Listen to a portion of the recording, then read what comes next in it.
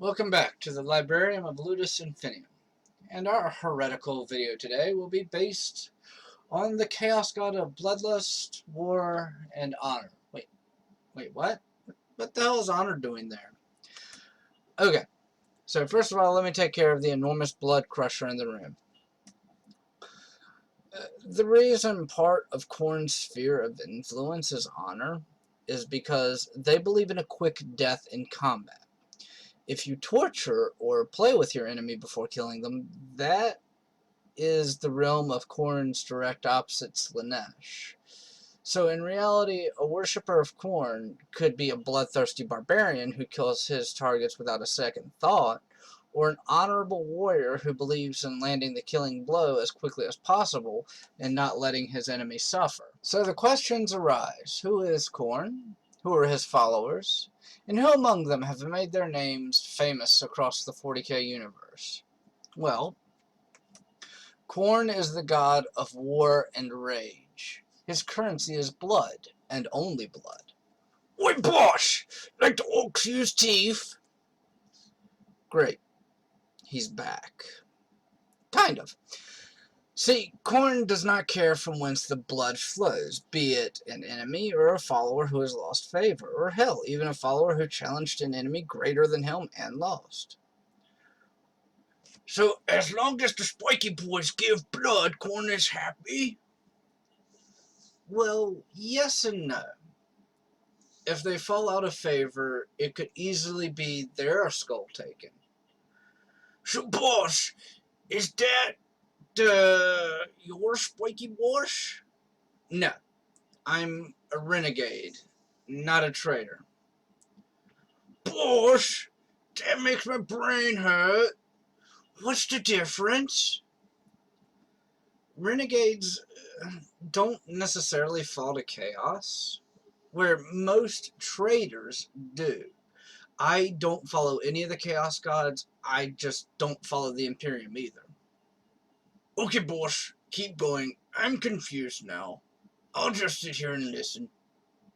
Okay, so as for Khorne and his spiky boys, just who are they, and what are they about? So, the interesting thing about them is they don't really have a place of worship. Their place of worship and sacrifice are the battlefields in which they shed blood for their patron. But there's a certain nobility and honor to Khorne that is mostly ignored. He, for the most part, will ignore the weak and helpless unless they seek his favor to gain more power, and believes the ones that don't should be overlooked. But there are targets amongst the followers of the other Chaos Gods who are some of their favorite targets. The warriors of Slaanesh, who are seen by literally everyone as degenerates who kill only for pleasure instead of to prove yourself strong against a formidable enemy. They would rather play with their food than kill it. The followers of Sinch are another prime target for Khornate followers because they're seen as spineless psychers who are too cowardly to fight in melee combat against them. I'm expecting the orc to jump in at any second, and he's not. Okay, cool. He's just sitting there kind of drooling. Khorne himself is a massive, muscular humanoid with the face of a dog. Wait, this I haven't seen anywhere. You know what? Maybe it's true. I'll just accept this one. So he has the face of a dog hidden behind his helm. Convenient, GW. Khorne keeps his happy ass planted on his throne. No, not a golden throne, or a throne made irritatingly of swords, but a throne made of brass. Oh, I did forget, minor detail. His throne sits atop mountain-sized piles of skulls, just as a side thought.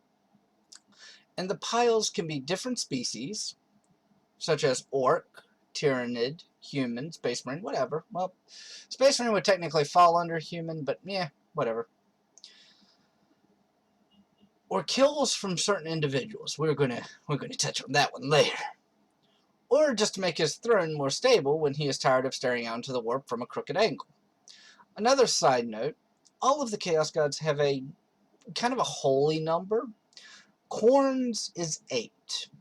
And this is how most of his forces are divided up in some form or another, be it 8 demon hosts and so on and so forth and stuff like that. All of the all of the Chaos Gods do it.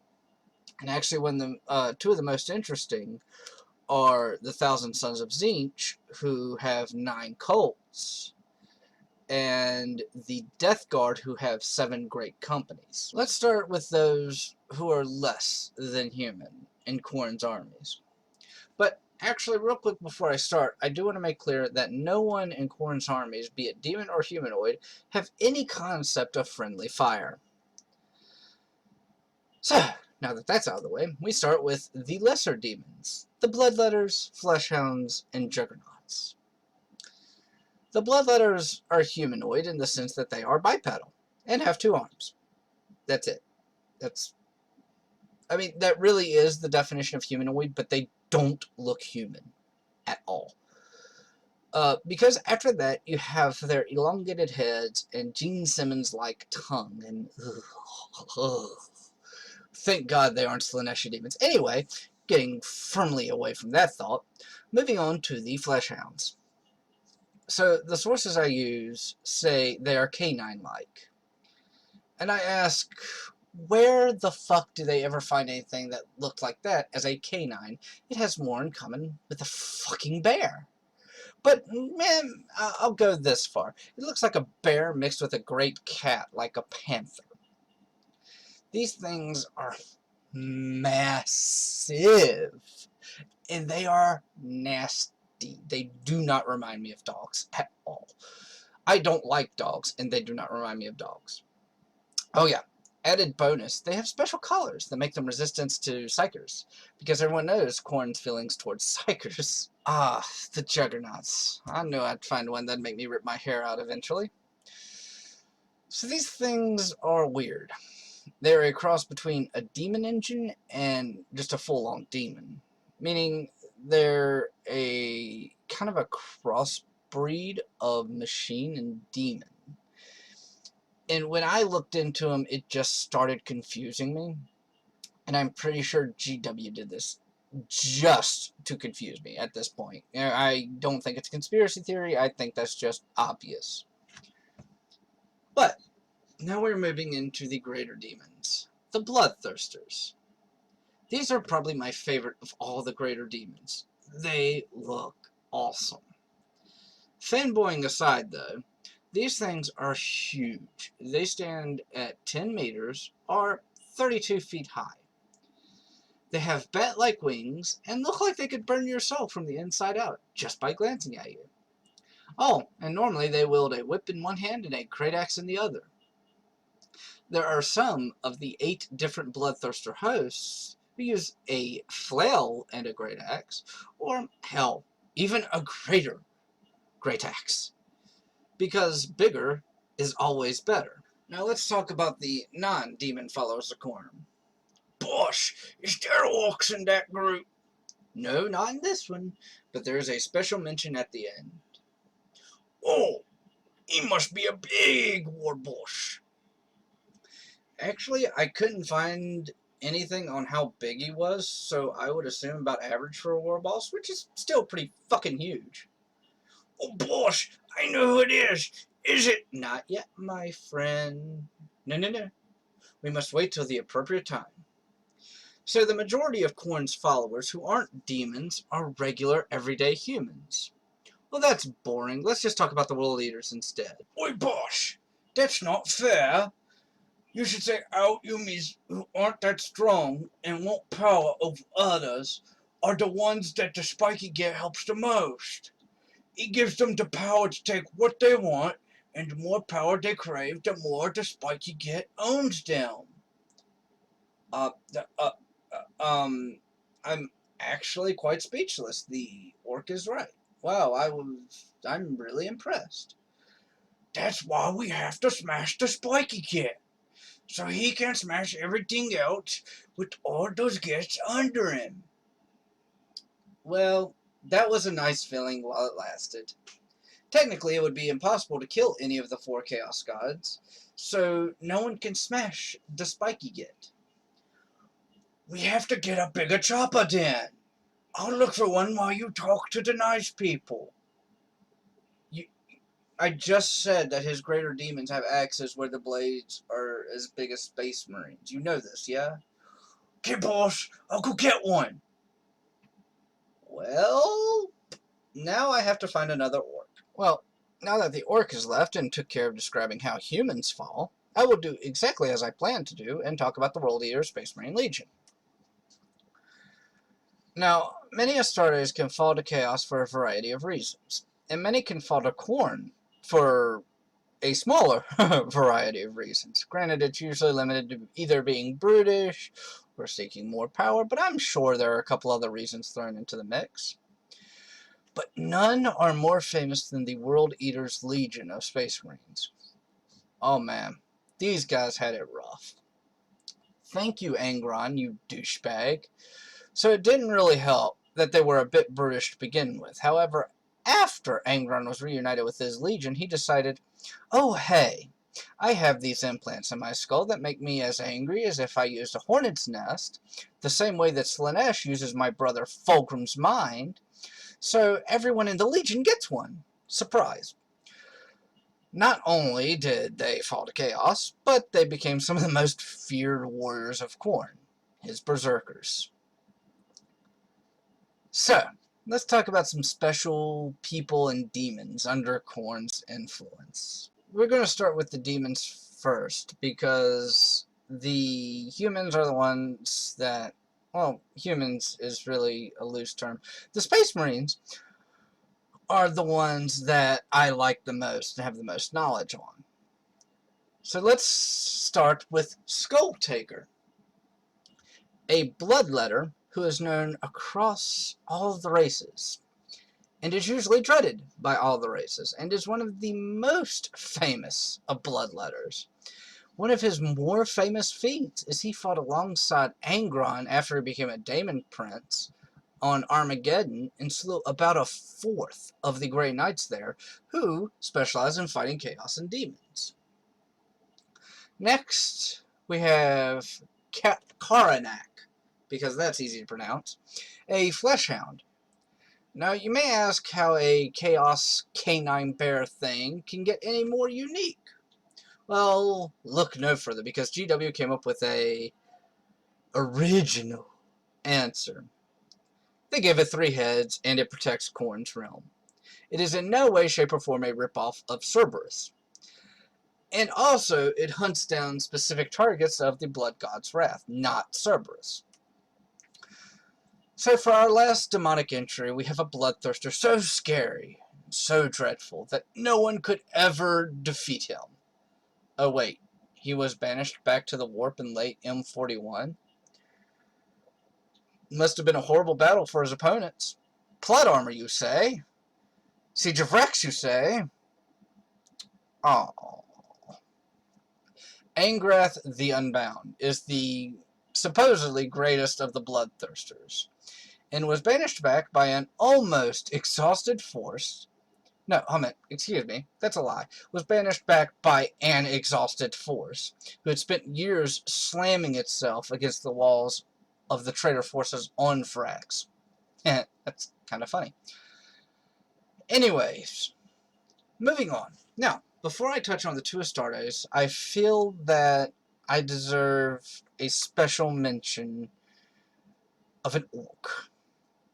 Tusker Demon Killer. It's a shame that Garlox ran off to kill himself at a bloodthirster for a big axe. Otherwise, he would have really enjoyed this tale. Oh, he's back, boss! Bullshit. There's no way. How did you survive? Wait, what? What are you dragging behind you? This, boss? It's a chopper that belonged to a huge spiky git. It's mine now, though. Oh, okay. Completely disregarding how you stole an axe from a bloodthirster, how are you alive with it? Stole, boss? How can I steal from dead gits? He was dead when you found him? No. I stole some of that plot armor stuff from the Blue Marines and that place you was talking about for Axe and killed the spiky git. I don't fucking believe it. Anyway, where was I? Tusker boss! Ah, thank you. Yes, Tusker Demon Killer.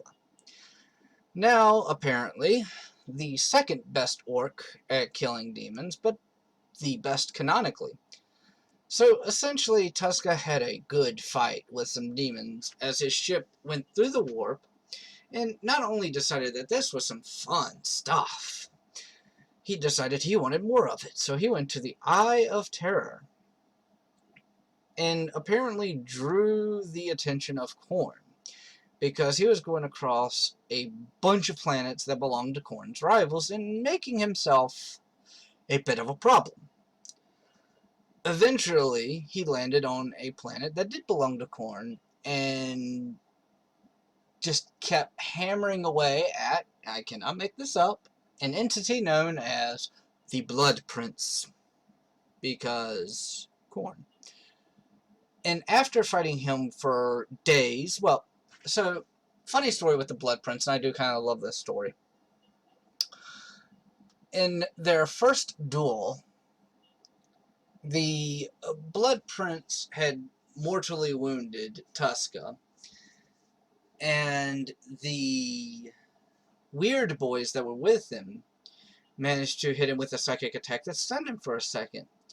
So, and I love the way that another YouTuber said this, but to put not too fine a point on it, he basically took his claw, the big metal claw, grabbed the demon by something the demon shouldn't really have, and squeezed really, really tight. And then afterwards, the demon cut his head off for some mysterious reason. The next day, Tusker came back to life, because Khorne saw this and was deeply amused, and decided, I like this, so I'm going to let this go for a while, and did let it go for a while, until he brought him to his own little slice of the warp, to fight for all eternity against some of Khorne's stronger demons, for, well, quite frankly, Khorne's and Tusker's own amusement and delight. Now to our two Space Marine entries. The first one, well, honestly, both of them are going to be pretty obvious. The first one is the second greatest world eater to ever fall, Angron. Well, hold on. To be fair, that's probably not true. There are probably plenty more who are better than him.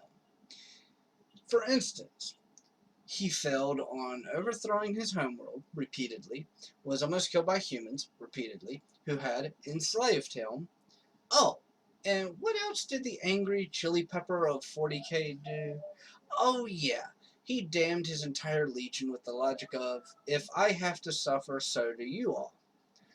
I loathe Angron as a Primarch. His failures are almost on the level of Lorgar. Actually, scratch that. Lorgar managed to rule Colchis as Archpriest before the Emperor arrived. Angron was about to have himself killed by humans. Unfucking believable. Okay, now before I get any more angry, seems to be the subject of this video, onward to the more noteworthy and bestest of all the angry boys, Khorne the Betrayer. What Angron takes away from his legion, Khorne adds tenfold.